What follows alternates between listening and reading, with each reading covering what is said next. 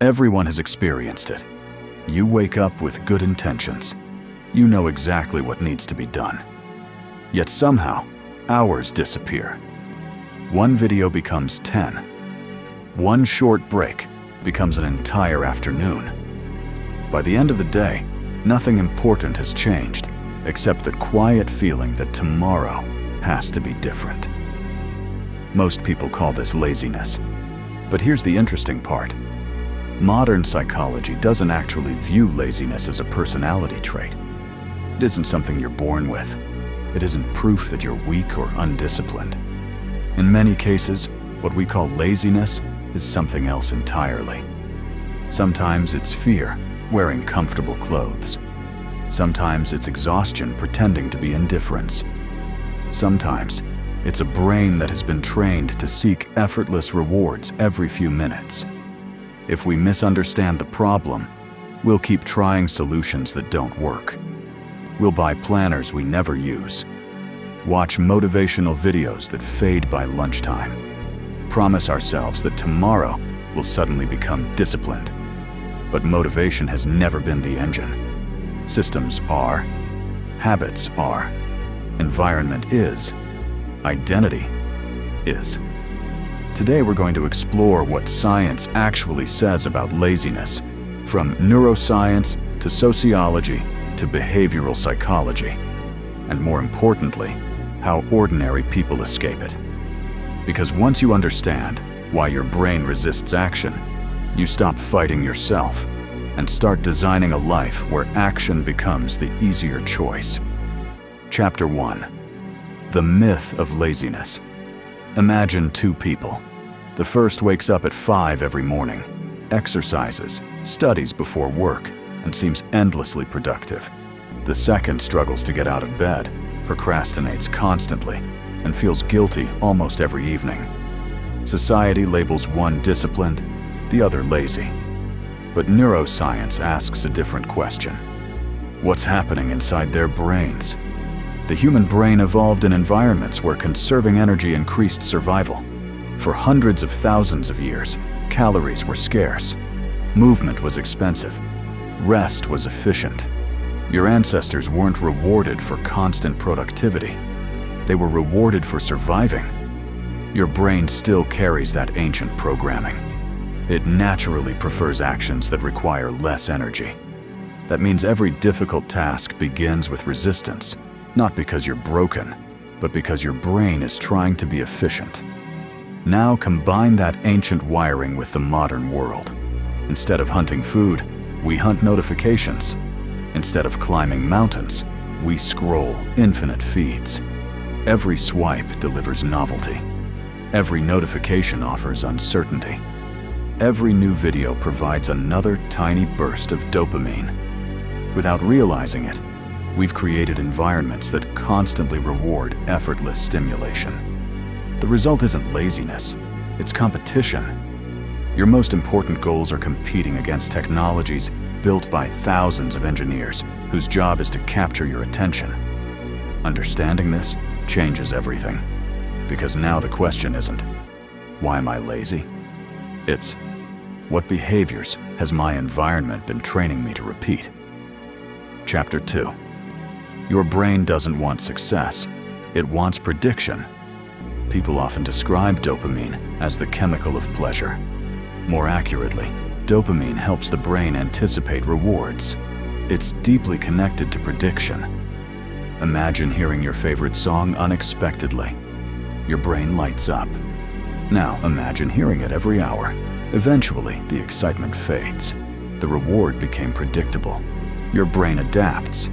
This same principle affects habits. When your brain expects an immediate reward, it becomes easier to act. When rewards are delayed, like learning a language, writing a book, or getting fit, it struggles. This is why checking your phone feels easier than studying. The reward arrives instantly. Studying offers benefits weeks or months later. Your brain discounts delayed rewards. Psychologists call this temporal discounting. The future simply feels less valuable than the present. Successful people don't overcome this. by magically wanting long-term goals more. Instead, they make long-term goals feel immediate. They celebrate progress instead of perfection. They track streaks. They cross items off lists. They make learning enjoyable. In other words, they teach the brain that effort itself predicts reward. That's a habit, and habits eventually become automatic because the brain loves prediction. Chapter 3. Society shapes motivation. We often imagine discipline as a purely personal quality, but sociology tells another story. Humans imitate far more than we realize. If your friends exercise regularly, your chances of exercising increase. If everyone around you complains about work, you'll slowly normalize disengagement. If ambition is mocked, you'll hide yours. Behavior spreads socially, just like language, just like fashion, just like emotion. Researchers have repeatedly shown that habits ripple through social networks. Motivation is contagious. So is apathy. Think about classrooms. One enthusiastic student can change the atmosphere. One disruptive student can do the same. The same is true for adults. If your digital environment consists entirely of outrage, entertainment, and endless distraction, your mind gradually adopts those rhythms. But if your environment includes creators, thinkers, athletes, artists, and builders, something different happens. Your standards quietly rise. Not because someone forced you, because humans constantly adjust to what appears normal. This means escaping laziness sometimes requires changing the people, media, and spaces surrounding you. Not because others control you, because environments quietly vote on your behavior every single day. Chapter 4. Friction over motivation. Imagine two kitchens. In the first, fruit sits on the counter. Cookies are hidden in a cabinet. In the second, cookies sit directly beside the coffee machine. The fruit is buried in the refrigerator. Which kitchen produces healthier eating? Usually the first. Not because the people are stronger, because friction changed. Behavioral economists have demonstrated that tiny inconveniences dramatically influence decisions. Sometimes, adding just 20 seconds of effort changes behavior. This principle applies everywhere. If your guitar lives inside a closet, you'll practice less. If your running shoes are already by the door, you'll run more. If social media opens automatically every time you unlock your phone, you'll waste hours without intending to. Productive people often appear disciplined because they've quietly removed hundreds of tiny obstacles. They don't rely on motivation every morning. They prepare yesterday. Want to read more? Leave the book on your pillow. Want to exercise? Sleep in workout clothes. Want to stop scrolling? Delete the shortcut. Log out. Add friction. It sounds almost too simple, but simple changes repeated every day become extraordinary over time. Chapter 5. Identity before discipline. Here's an experiment. Imagine someone trying to quit smoking. They're offered a cigarette.